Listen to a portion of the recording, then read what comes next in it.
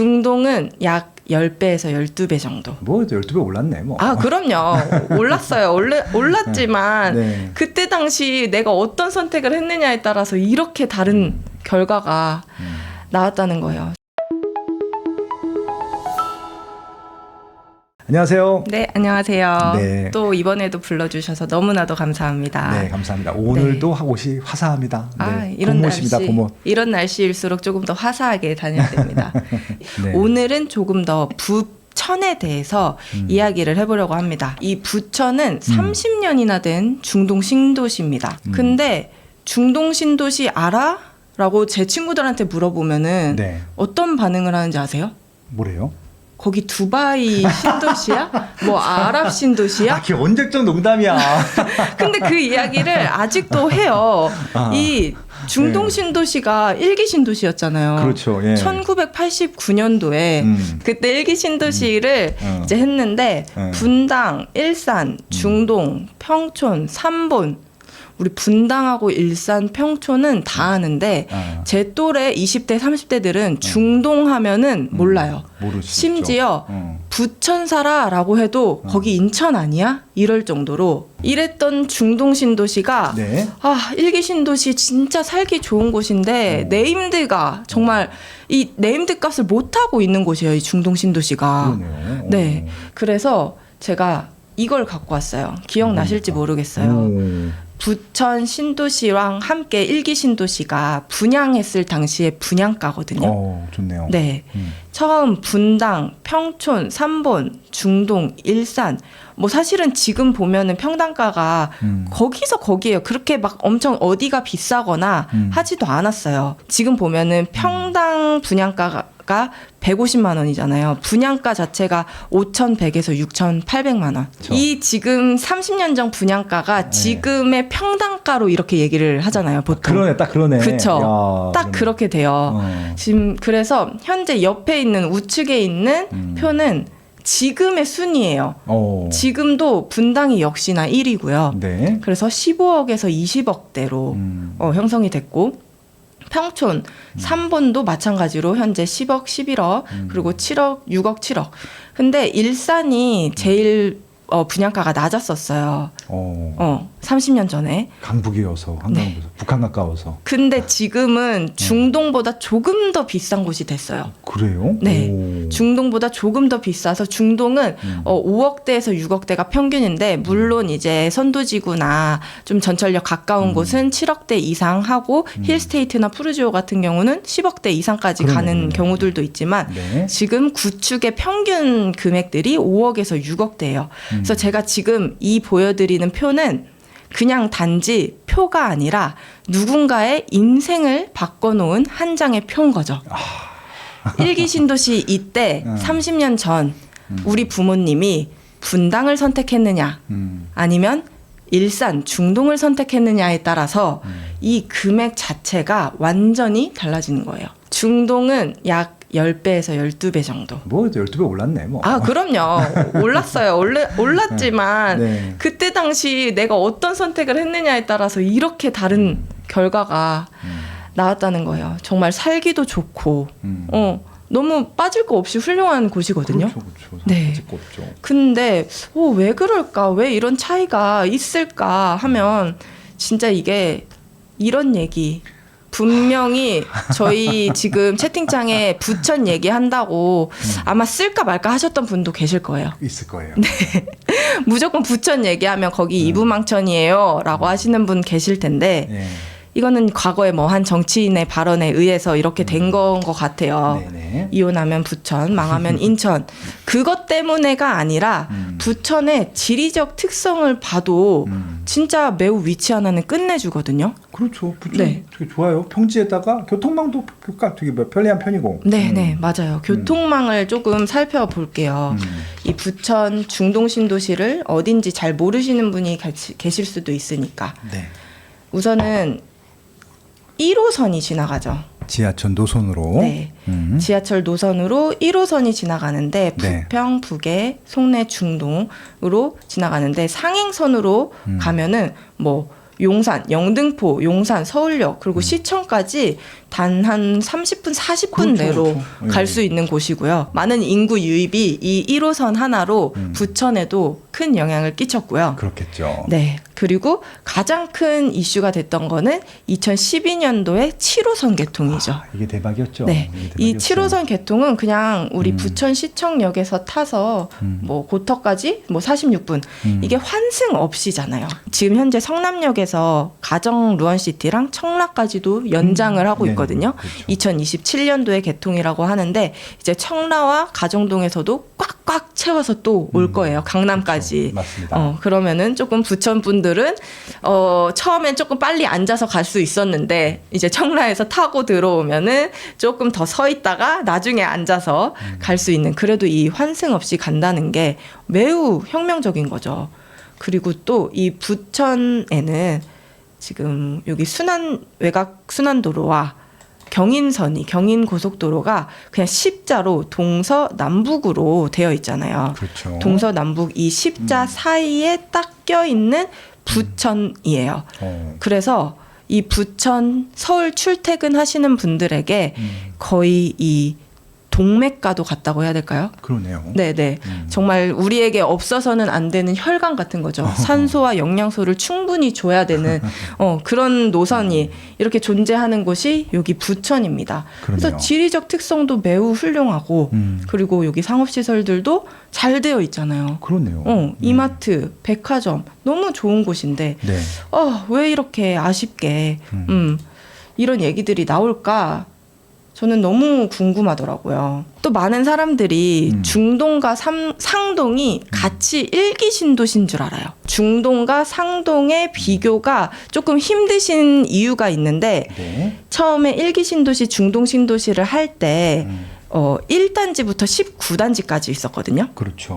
19단지가 여기 꿈동산 아파트. 꿈동산 마을. 네, 꿈동산 마을인데 상동에서도 네. 연달아서 20단지와 21단지 다정한 마을을 했어요. 네. 그러니까 그냥 외부에서 봤을 때는 중동 신도시가 상동 신도시랑 다 합쳐서 일기 신도시구나 이렇게 생각을 할 수밖에 없는 거죠.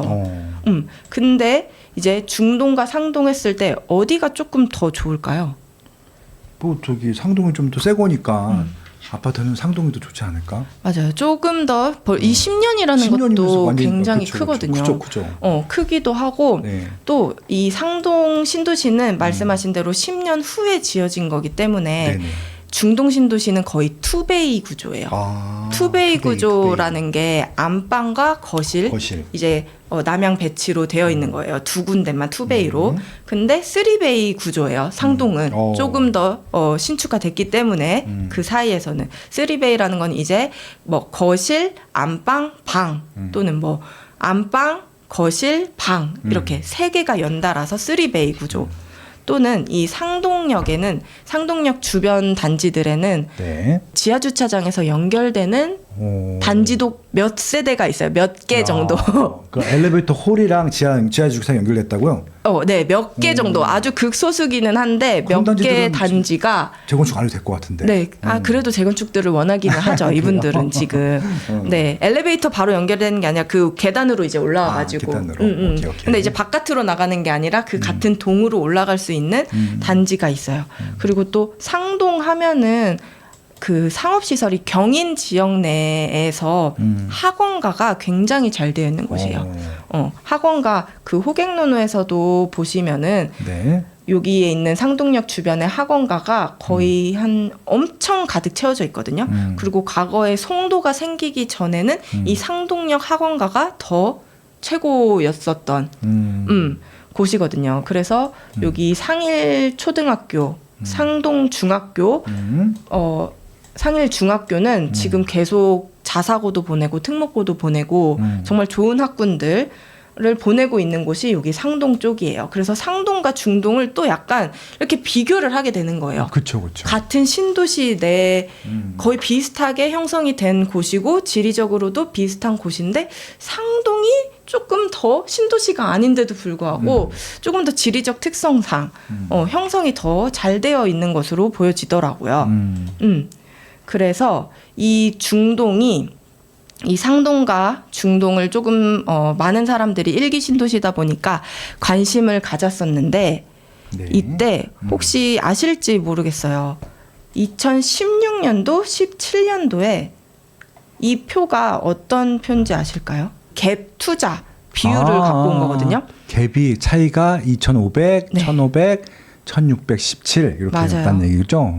전세가율이 거의 90% 가깝게. 그러니까 큰 돈 들이지 않고 저 아파트를 소유할 수 있었던 맞아요. 시기네. 네.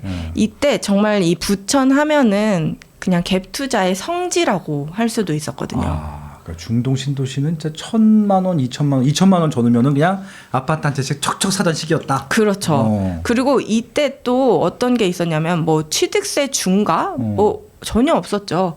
그냥 없었죠. 여러 채를 사도 그냥 그쵸. 일반 세율로 했었던 시기였던 거고. 박근혜 정부라서 보통 빚내서 집 사라 뭐 그랬던 시기였던 것 맞아요. 같아요. 예. 네. 그리고 뭐 간주 임대료, 뭐 전세금 받았다고 이거를 이자로 이자 소득으로 매기겠다 이런 것도 전혀 없었거든요. 맞아요. 전세 보증금에 대해서는 세금이 없었을 때였죠. 네. 그래서 부천 하면은 정말 갭 투자 내 돈 정말 심지어 무갭으로도 투자를 할 수 있었던 시기였어요. 그렇죠. 이제 그 전세가가 올라오는데 실질적으로 이제 그 전세가 인상분으로 내 매매가만큼 올라오게 되면은 무갭이지. 네. 그렇게 되는 거죠. 맞아요. 그래서 16년도, 17년도에 이렇게 무갭으로 투자하셨던 분들이 진짜 어마어마하게 많습니다. 근데 이분들이 혹시나 엑시트 하셨다면은 정말 퍼펙트입니다. 2021년도 9월까지 했었어야 돼. 네. 예. 근데 또 누군가는 예. 더 올라가겠지. 그렇죠. 라고 하시는 분들이 계실 거예요. 그렇죠. 2021년도 막 9월 10월 달 핫했던 분위기 때문에 조금 더 기다려 보겠어라고 했던 분들은 확 꺾였잖아, 그냥. 네, 분명히 계셨을 거고 여전히 버티고 아직까지 못 팔고 있어요. 있어요. 아직도 갖고 계신 분 많아요. 네, 제 주변에도 있어. 그때가 또 오겠지라면서 또 기다리고 계신 분들이 계실 거예요. 그렇죠. 네. 제가 이 표를 갖고 왔는데요. 네네. 이 KB 부동산에서 주택담보대출의 금리와 매매 가격 지수 변동률을 가지고 왔어요. 아마 이제 부동산 공부 많이 하신 분들은 이 표를 보셨을 수도 있고 공부 많이 하셨을 수도 있는데 같이 얘기를 한번 해볼게요. 지금 제가 15년도부터 약 10년간 지금 현재 25년도까지의 데이터인데요. 뭐 그냥 3%대 금리가 이 그냥 선 그래프가 금리입니다. 그리고 이 막대 그래프는 가격 변동률이고요. 15년대부터 16, 17년대에는 그냥 금리는 3% 이내로 해가지고 그냥 안정적인 수준이었어요. 그때 또한 이제 매매 변동률도 함께 그냥 안정적이었고요. 그러다가 이때 잠깐 급등을 했는데 18년도에 9월 13일 우리 9.13 대책이 잠깐 맞아요. 나오면서 다주택자 대출 규제를 했고 맞아요. 종부세 인상을 했습니다. 맞아요. 그러면서 이제 살짝 급등을 했던 시기였고 그리고 2019년도에는 코로나가 터졌어요. 네. 코로나가 터지면서 이게 전 세계에서 돈 갖다 쓰라. 라고 하면서 돈을 다 풀어줬죠. 그러다 보니까 정말 이자가 이제 막 마이너스 금리라는 얘기가 나올 정도로 금리가 정말 낮아졌어요. 낮아지면서 그때 이제 유동성이 매우 커지다 보니까 진짜 말도 안 되게 20년도, 21년도에는 정말 급등한 거죠, 진짜. 이제 이때 우리 방금 16년도, 17년도에 갭 투자, 무갭 또는 1, 2천으로 샀다가 20년도, 21년도에 지금이다, 지금이 기회다라고 하고 파셨던 분들은 진짜 지금까지 레전드로 남아 있으신 분들인 거고요. 하지만 우리가 지금 얘기해야 되는 부분은 16년도, 17년도에 갭 투자를 했는데 아직까지 버티고 계신 분들에 대한 얘기입니다. 그분들이 오늘 계시다면은 꼭 이야기를 들으셔야 되는 것 같고 네네. 제가 오늘 이 부천에 대해서 처음 주제가 결단을 내려야 되는 시기라고 말씀을 드릴 수 있는 이유일 것 같습니다. 2020년도, 21년도에는 아파트 부동산 값이 이렇게 높아졌죠. 급등하던 시기에 갑자기 22년도 이제 물가가 너무 높아지는 것 같은 거예요. 물가가 너무 높아지니까 안 되겠다 싶어서 2022년도에 이 물가를 잡겠다라며 총 11번의 금리를 인상을 하게 되는데요. 아, 맞아요. 네. 그래서 0.5%였던 금리가 정말 단시간에 3.5%까지 올라갔어요. 네. 네, 이때 주담대, 제가 그때 일했었던 당시에 주택담보대출과 전세자금 대출이 막 5%, 6%까지 올라갔던 시기였죠. 맞아요. 그랬어요. 그래서 이때 부천에 투자하셨던 분들 또는 그 주변 다 마찬가지기는 했을 거예요. 역전세라고 하죠. 역전세. 네. 세입자분이 이제 전화가 오는 거예요. 저 지금 이거 이자 대출 너무 갚기 어려운데 조금 전세금 좀 낮춰줄 수 있을까요? 아니면 나가야 돼요. 네, 저 나가야 될 것 같아요. 이자 못 버티겠어요. 그쵸. 주변에 있는 월세로 나가야 될 것 같습니다. 네. 반환해 주세요.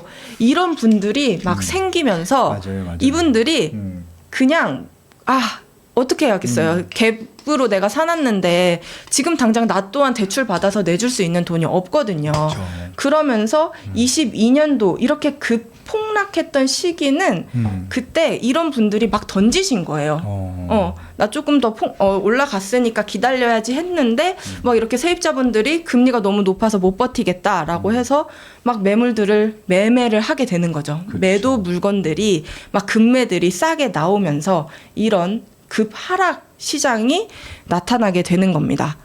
네. 그리고 지금 현재 2023년도부터 지금 현재 25년도까지는 꾸준히 그냥 한 3.5%대를 유지하면서 더 이상 급락도 급등도 하지 않는 뭐 어떻게 보면 정체되어 있는 상태다라고도 볼 수 있고요. 제가 이 상황을 보고 이 부천뿐만 아니라 주변의 수도권 신도시들은 거래는 줄었고요. 금매들은 이제 정리가 됐습니다. 하지만 새로운 수요가 들어오지 않는 시장이라고 보여졌거든요.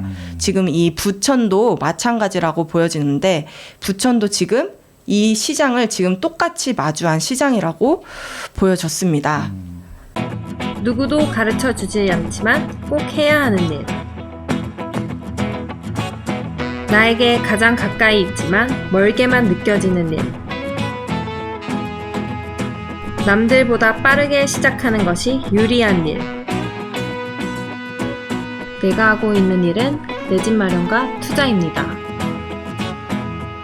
교통망, 상가, 입지, 세금, 청약. 나는 이 모든 일을 스마트 튜브 경제 아카데미에서 시작하고 있습니다. 스마트 튜브 경제 아카데미.